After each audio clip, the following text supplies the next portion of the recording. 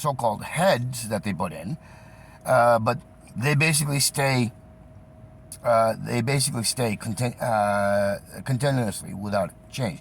That's your FBI, the CIA, the NSA, the DOD, and all these others. And it's not just in the federal level; it's in the state level.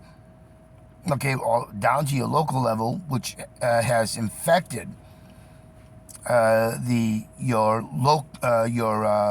state level police, and even some of your local level police, your judges, your district attorneys, right down to your version of the environmental, the EPA, the FDA, in the slope. So if we don't come to realize this, if we can't understand the criminally insane nature and motives, and I said insane. There's a reason why I keep on saying insane, is because insanity, which completely and utterly overwhelms them in their quest for control, in their quest for power, in their quest for the very minute of satisfying their urges, much like somebody who is addicted to drugs. They will do anything and everything to get that fix, and this is at the core of what our so-called leadership in the country and in the West is. And so all of this, whether intentional at the very moment of doing this disinformation and misinformation and propaganda, and the intention to have just what they call a Cold War, will ultimately, and due to the nature of the panic that they are currently facing, will trigger a physical war, because something will happen that will trigger it. And then when they trigger it, and they will lose, okay, in the region that they are currently targeting, which is China. And China has been integrating with Russia on the military, economic, political, and social. And China's efforts of decades of creating this win-win scenario where they build up other countries to gain material stability and security is a threat. And as I said, there's over 140 plus. So that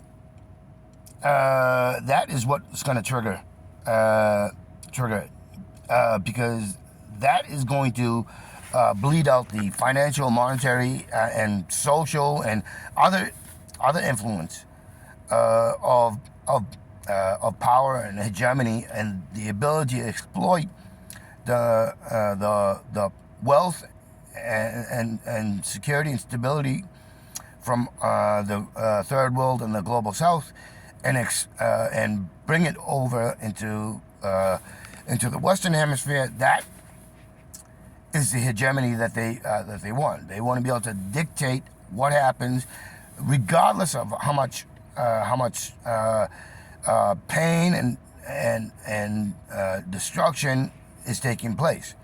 That is another one of the contributors to why we have climate collapse, why we have environmental collapse, why we have collapse of biodiversity.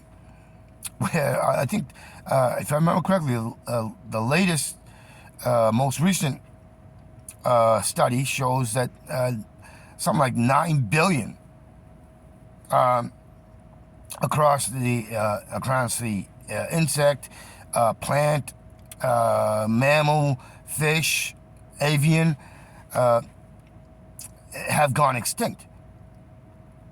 That should have us all up in arms. And so this whole, that's the other thing. It's like they constantly attack China for being the worst polluter and contributor. But the thing is the West has had centuries of doing this. The U.S. military produces more greenhouse and hydrocarbons than 140 countries in the global South, and that's just the military. Never mind what the U.S. and Western populations, who are the biggest consumers and users, who've had the longest. So we have to understand. We have to understand this. And so when they talk about China, yes, China is currently the number one contributor, but they have over 1.41 billion people, but per capita, per person, okay, in China, they actually produce less than the U.S. and Europe and the West put together. Now, that's 1.41 billion. The U.S. has somewhere between 300 and 350 million. That's China has 1.1 billion more people, billion plus more people than the U.S. India, which has I believe it's like 1.3 billion, and they produce per capita less than the collective West, contributing to the hydrocarbons issue. And they haven't had the centuries, which started in the mid to early 19th century.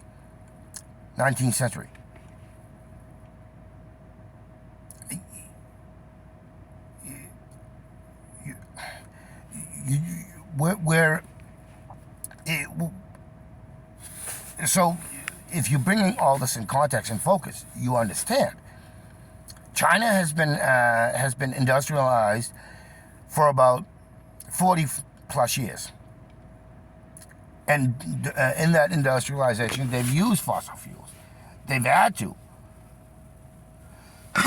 in context of there was constant attacks, multi-pronged attacks by the U.S. and West to keep China in its place, to keep it underdeveloped, and so on and so forth. The same thing is happening in India. India, however, has much like the Western rulers, they have criminally insane who are acting as leadership, and especially the newest one, which is Modi. But that's because India was actually colonized for centuries, and the Western criminal ideology has been pervasive. But India is now, for a slightly longer time than China, but still not in anywhere near the scale of being a greenhouse and fossil fuel contributor in historical context. It's just ridiculous. So understand, this is ultimately a lose-lose practice that is being done, and you have to understand that your media here is constantly lying, constantly fabricating, constantly manufacturing things that have no reality or fact to it or truth.